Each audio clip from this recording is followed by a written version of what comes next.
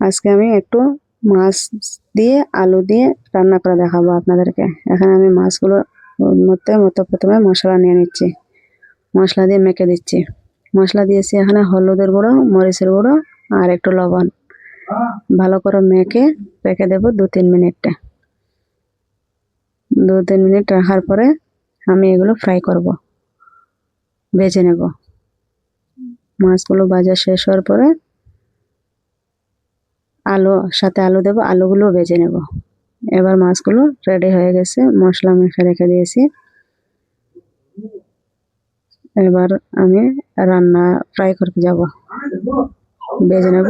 Gas on করে দিয়েছি, কড়াই চাপিয়ে দিয়েছি। কড়াই গরম হওয়ার পরে একটু তেল দিয়ে দেব। একটু তেলের মধ্যে মাছগুলো দিয়ে, ফিশগুলো দিয়ে ফ্রাই করে নেব। এক সাইড হওয়ার পরে 3-4 মিনিট হওয়ার পরে অন্য সাইড ঘুরিয়ে দেব। ওই সাইড হওয়ার পরে এরকম 3-4 বার ঘুরিয়ে ভেজে নেব। আবার একটু মাছ রয়েছিল, ওইগুলো আমি ফ্রাই করে নিচ্ছি।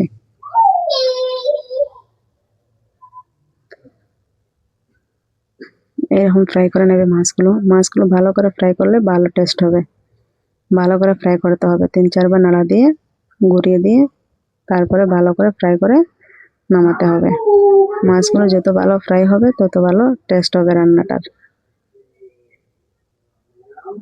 দেখুন আমি এরকম ফ্রাই করে নিচ্ছি ঘুরিয়ে ঘুরিয়ে।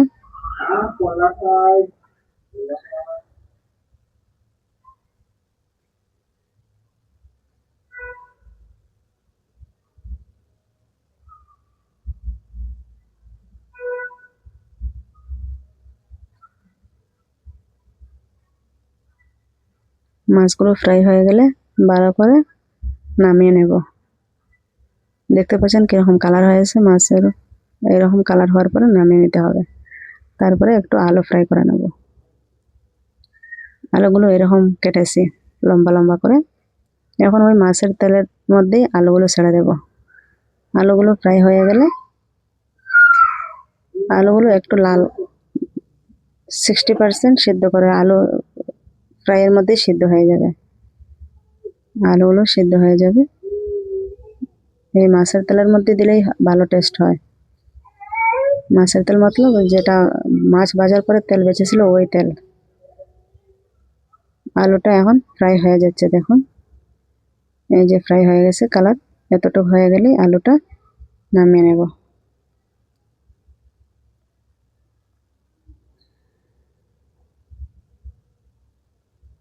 এবার মেন রান্নাতে চলে যাচ্ছি। এবার তেল চাপিয়ে দিয়েছি, তেলের মধ্যে একটু জিরা বাটা দিয়ে দেব, গোটা জিরা। এগুলো জিরা গোটা জিরা দিয়ে দিলে তারপর দিলাম পেঁয়াজ, একটু পেঁয়াজ দিয়ে দিচ্ছি। নাড়া দিতে থাকবো। এবার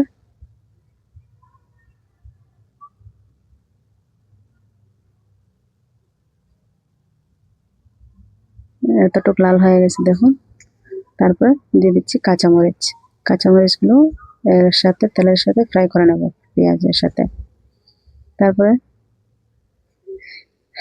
দিয়ে দিচ্ছি টমেটোগুলো এরকম নাড়া দিয়ে ফ্রাই করে নেব। এগুলো একটু সিদ্ধ হওয়ার পরে দিয়ে দেবো একটু চিকেন মশলা। চিকেন মশলাগুলো দিলেও দিতে পারবেন, না দিলেও অসুবিধা নেই। তারপরে দিয়ে দিচ্ছি এখানে একটু গরম মশলা। গরম মশলা মাস্ট দিতেই হবে, ভালো লাগবে তাহলে। তারপরে হলুদের গুঁড়ো দিয়ে দিচ্ছি, মরিচের গুঁড়ো, হলুদের গুঁড়ো, ধনিয়া গুঁড়ো।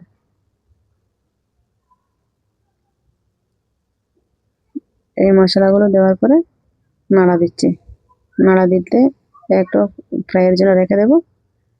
একটু হওয়ার পরে তেল বের হয়ে যাবে, এরকম সুন্দর মতো বুঝতে পারবো আমরা।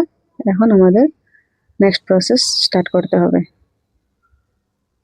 ভালো করে টমেটোগুলো ফ্রাই করব। তারপরে এখানে দিয়ে দিচ্ছি জিঞ্জার পেস্ট, আদা রসুন বাটা। আদা রসুন বাটা এরকম দিয়ে একটু নাড়া দিতে হবে। নাড়া দেওয়ার পরে আদা রসুন বাটার গন্ধটা ঠিক সুন্দর একটা স্মেল আসবে। তখন আমরা একটু পানি দিয়ে দেব, একটু পানি দিয়ে নাড়া দেব।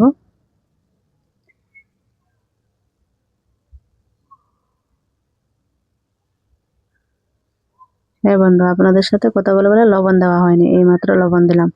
একটু লবণ দেবেন, সল্টগুলো ভালো করে দেবেন।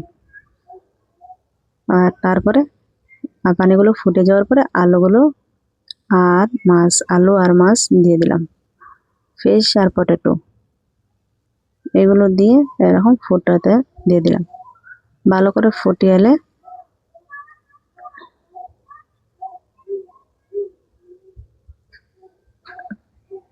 ফুটিয়ে এলে একটু ধনিয়া পাতা কেটে দেবেন। ধনিয়া পাতা কেটে দেওয়ার পরে 5-10 মিনিট রাখার পরে হয়ে যাবে আপনাদের রেডি ফিশ উইথ পটেটো কারি। দেখুন, ভালো লাগলে শেয়ার করবেন।